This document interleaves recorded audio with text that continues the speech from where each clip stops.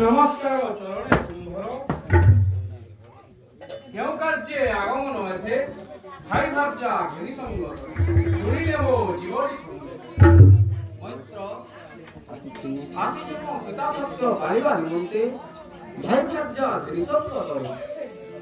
की निमंते पिता सत्य कलेगा मातारे पूर्वे देवासुर युद्धे पिता करिथिले सत्य विमाता कइते रानीले आदि कहा मागिले विमाता 14 वर्ष जाबी रहिबी अरण्ये विमाता पुत्र भरत हेवन धारी ओ केबे हासुनी नाही करने सुणमैत्र मोहर वचन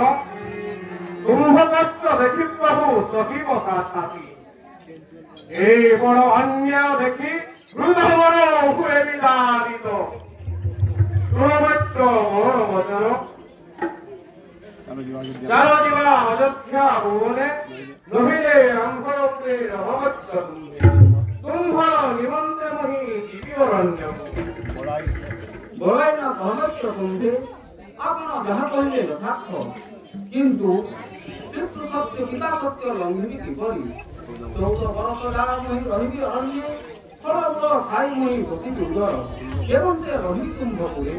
असत्य होइब पिता वाक्य जाओ स्वमर बने